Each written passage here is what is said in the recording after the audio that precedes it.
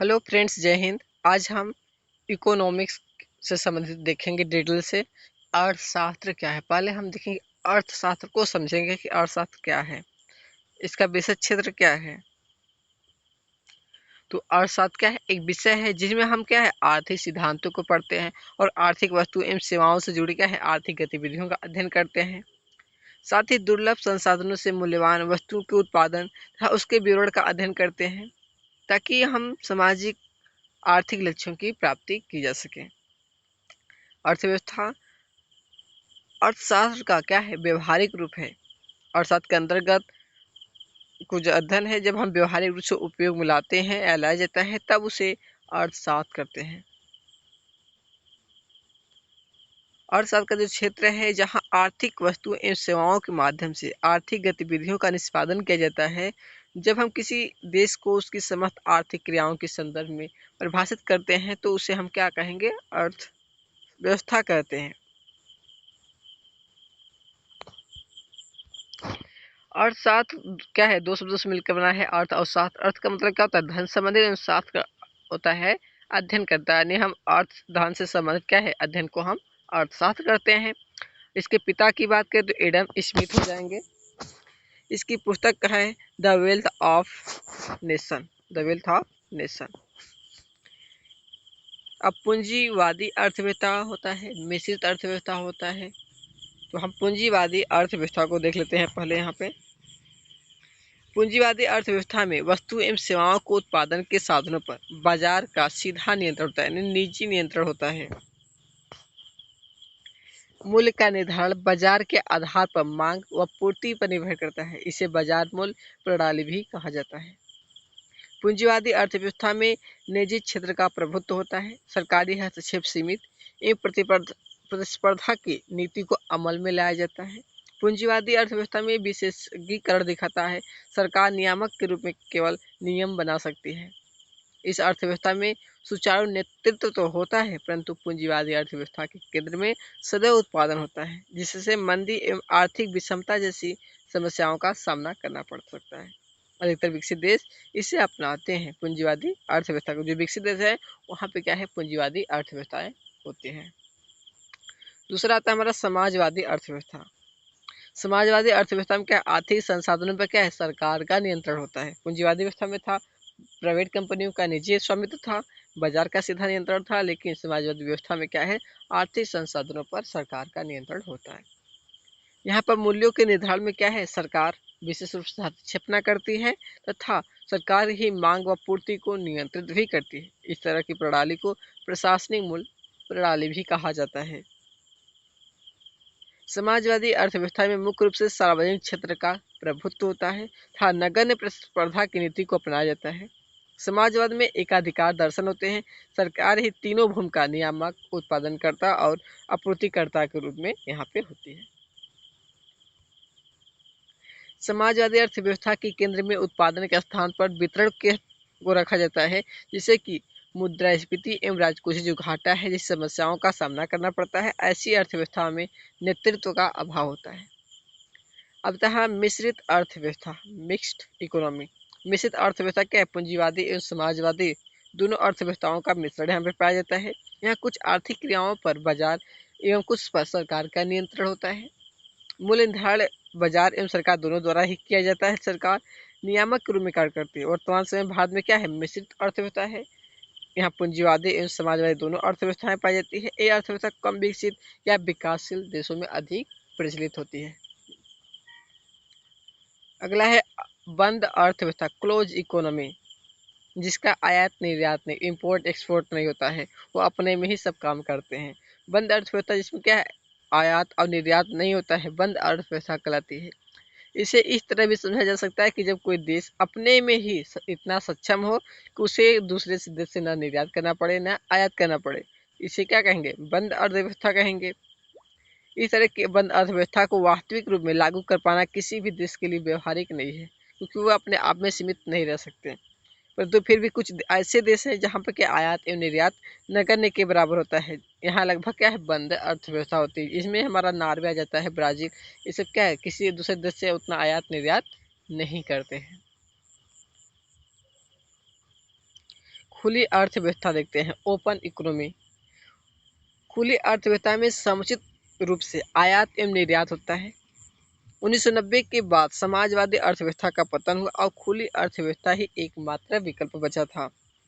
अर्थशास्त्रियों का मानना है कि खुली अर्थव्यवस्था एक ऐसा विकल्प है जिसमें एक ओर उपभोक्ता को बेहतर विकल्प मिलते हैं तो दूसरी ओर पिछड़े देशों को तकनीकी ज्ञान प्राप्त होता है।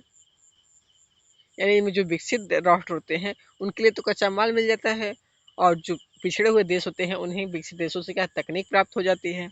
लेकिन खुली अर्थव्यवस्था में भी खतरों से मुक्त नहीं है, क्योंकि इसमें क्या होता है, कमजोर देशों के बाजार पर विकसित देश अपना क्या है कब्जा करते जाते हैं, जिससे धन का निर्गमन होने लगता है। आर्थिक वस्तु एवं सेवा, जो समान वस्तु एवं सेवा में उत्पादन की प्रक्रिया जुड़ जाए, साथ ही उनमें बाजार मूल्य भी जुड़ जाए, तो वह वस्तु क्या है, वह आर्थिक वस्तु बन जाती है। किसी भी वस्तु अथवा सेवा की उपयोगिता यानी जिसे मांग कहते हैं जितनी ज़्यादा होगी उस बाजार मूल्य उतना ही होगा। और किसी वस्तु का डिमांड रेट बढ़ता है तो उसका क्या है, मूल्य भी बढ़ेगा। अर्थव्यवस्था, अर्थशास्त्र और अर्थव्यवस्था, इकोनॉमिक्स एंड इकोनॉमी। अर्थव्यवस्था किसी विशेष क्षेत्र का अर्थशास्त्र होता है, अर्थात किसी विशेष क्षेत्र में अर्थशास्त्र की नीति और सिद्धांत के अध्ययन को उस विशेष क्षेत्र की अर्थव्यवस्था कहते हैं। उदाहरण के तौर पर हम देख सकते हैं कि विकसित अर्थव्यवस्था, विकासशील अर्थव्यवस्था, भारतीय अर्थव्यवस्था, अमेरिकी अर्थव्यवस्था आदि कुछ उदाहरण हैं। अर्थशास्त्र क्या है, एक विषय है, इसके अंतर्गत हम बाजार के सिद्धांतों और नीतियों के आधार पर यह बताया जा सकता है कि समाज, सरकार व व्यक्ति अपने संसाधनों का उपयोग किस प्रकार से और किस स्तर तक करता है या करना चाहिए। अर्थशास्त्र की नीतियों और सिद्धांतों को प्रमुख रूप से प्रस्तुत करने का जो प्रयास था, वो प्रयास स्कॉटलैंड के प्रसिद्ध अर्थशास्त्री एडम स्मिथ के द्वारा सन 1976 में अपने जो प्रकाशित पुस्तक थी द वेल्थ ऑफ नेशंस में किया गया था। शास्त्रीय अर्थशास्त्र की शुरुआत इसी पुस्तक के द्वारा होती है, द वेल्थ ऑफ नेशन से। इसके लेखक की बात करें तो एडम स्मिथ हो जाएंगे, स्कॉटलैंड के रहने वाले थे। इसकी शाखाएं भी देख लेते हैं। ब्रांच ऑफ इकोनॉमी, व्यष्टि अर्थशास्त्र, माइक्रो इकोनॉमिक्स। ये अत्यंत सूक्ष्म स्तर पर अर्थशास्त्र के अध्ययन के अर्थ को स्पष्ट करता है, प्रकट करता है, अर्थात किसी एक व्यक्ति द्वारा आर्थिक निर्णय व्यष्टि अर्थशास्त्र के अंतर्गत आता है। इस विषय के अंतर्गत एक व्यक्ति के व्यवहार को क्रेता और विक्रेता के रूप में अध्ययन किया जाता है। समष्टि अर्थशास्त्र इस विषय के अंतर्गत संपूर्ण अर्थव्यवस्था के स्तर पर लिए गए निर्णय और नीतियों का अध्ययन किया जाता है। जैसे हम देखते हैं मुद्रास्फीति, राष्ट्रीय आय, बेरोजगारी आदि कुछ एग्जाम्पल्स हैं। अर्थशास्त्र की कितनी शाखाएं हैं, तो दो शाखाएं होती हैं, एक व्यष्टि अर्थशास्त्र होती है, एक समष्टि अर्थशास्त्र होती है, माइक्रो एंड मैक्रो इकोनॉमिक्स। इसका क्षेत्र देख लेते हैं, सेक्टर्स ऑफ इकोनॉमी, अर्थव्यवस्था के क्षेत्र देख लेते हैं। इसमें दो क्षेत्र आते हैं, हमारा primary sector and secondary sector. Primary में आता है अर्थव्यवस्था का वह क्षेत्र जो प्रत्यक्ष रूप से पर्यावरण पर निर्भर होता है, जहां से प्राकृतिक संसाधनों की को एक उत्पादन के रूप में प्राप्त किया जाता है, प्राथमिक क्षेत्र कहलाता है। जैसे हमारा कृषि हो गया, पशुपालन, मछली पालन, खनिज उत्खनन, इससे संबंधित जो गतिविधियां हैं सब हमारा प्राथमिक सेक्टर के अंतर्गत आती है, प्राइमरी सेक्टर हो जाएगा।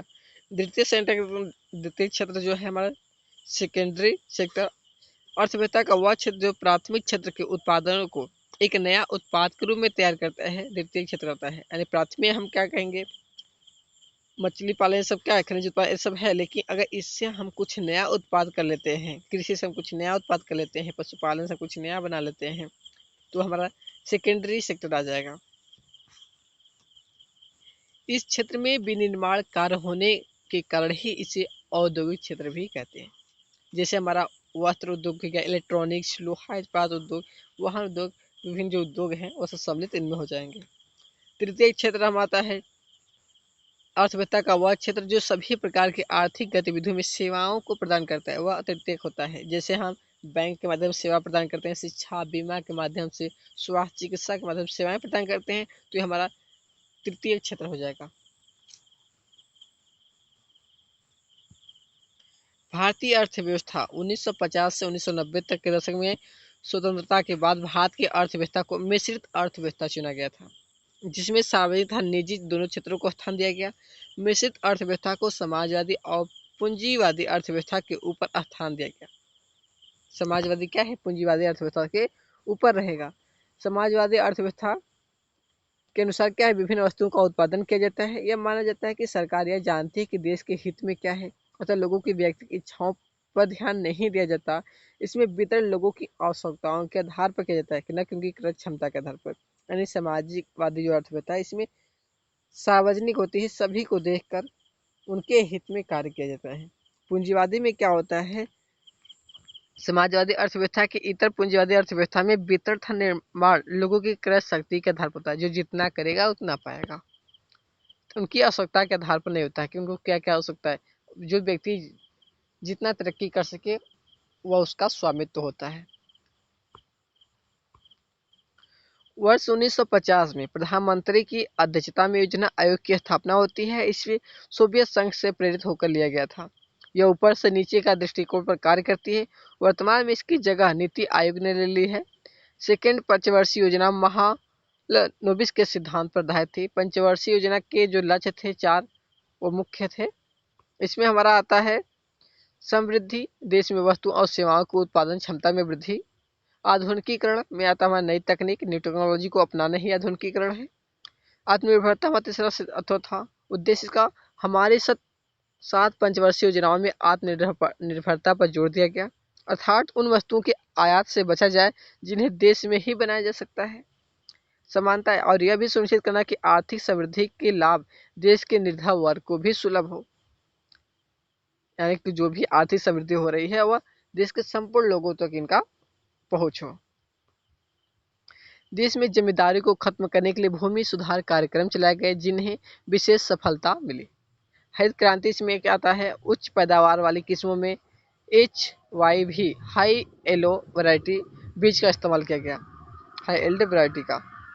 इन बीजों के लिए पर्याप्त मात्रा में उर्वरक, कीटनाशक एवं निश्चित जल पूर्ति की भी आवश्यकता थी, अतः वित्तीय जो साधन थे की जरूरत भी। इसीलिए प्रथम चरण वर्ष 1960 से 70 तक का जो है हरित क्रांति पंजाब, आंध्र प्रदेश और तमिलनाडु जैसे अधिक समृद्ध राज्यों तक ही सीमित रहे। हरित क्रांति के फलस्वरूप भारत खाद्यान्नों में क्या है? आत्मनिर्भर हो गया। इसका नकारात्मक पहलू यह था कि 1990 तक 65% जनसंख्या कृषि में लगी हुई थी। इसका अर्थ यह है कि सेवा था औद्योगिक क्षेत्र में कृषि क्षेत्र में काम कर रहे लोगों को खपा नहीं पाया। इसे 1950 से 90 के दौरान अपनाई गई नीतियों की विफलता माना जाता है। निर्धन राष्ट्र तभी प्रगति कर पाते हैं जब उन्हें क्या है? अच्छे औद्योगिक क्षेत्र हो। उद्योग जो रोजगार उपलब्ध कराते हैं वे कृषि से अधिक अस्थायी होते हैं। औद्योगिक नीति का प्रस्ताव 1956 इसे सेकेंड जो द्वितीय पंचवर्षीय योजना में लागू किया गया। इसमें उद्योग को 3 भागों में बांटा गया। प्रथम आता है इसमें हमारा वे उद्योग शामिल थे जिन पर राज्य का स्वामित्व था। सेकेंड, निजी व सरकारी क्षेत्र मिलकर जो उद्योग शुरू करते थे वह दूसरा वर्ग हो गया। तीसरे वर्ग में निजी क्षेत्र के उद्योग थे। निजी क्षेत्र को लाइसेंस पद्धति के माध्यम से नियंत्रण में रखा जा गया। उत्पादन बढ़ाने के लिए लाइसेंस तभी दिया जाता था जब सरकार आश्वस्त हो जाती थी कि अर्थव्यवस्था में बड़ी मात्रा की आवश्यकता है। लघु उद्योग वर्ष 1955 में ग्राम था लघु उद्योग समिति, जिसमें करवी समिति भी कहा जाता है, ने लघु उद्योग का सुझाव दिया। 1950 में 5 लाख तक के उद्योग को लघु उद्योग के दर्जे में रखा गया। आज इसे 1 करोड़ कर दिया गया। 1 करोड़ तक के जो हमारा लघु उद्योग होगा के अंतर्गत आएगा। लघु उद्योग को अधिक श्रम प्रधान माना जाता था, अतः वे अधिक रोजगार सृजन करते हैं। लघु उद्योग बड़े उद्योगों से प्रतिस्पर्धा नहीं कर सकते, अतः इनकी रक्षा किया जाना आवश्यक है, जिसके लिए कम उत्पाद, कम शुल्क, कम ब्याज पर ऋण आदि सुविधाएं इन्हें दी जाती है ताकि ये भी क्या है? ग्रो कर सके। व्यापार नीति प्रथम जो 7 पंचवर्षीय योजनाओं में व्यापार की अंतर्मुखी व्यापार नीति थी। तकनीकी रूप से इसे आयात प्रतिस्थापन कहा जाता है। वस्तुओं का आयात करने के स्थान पर भारत में ही बनाने पर जोर दिया जाता था। आयात संरक्षण के 2 प्रकार थे। प्रशुल्क, आयातित वस्तुओं पर क्या है? लगाया गया कर। दूसरा कोटा, आयातित वस्तुओं की मात्रा को भी निर्धारित करना।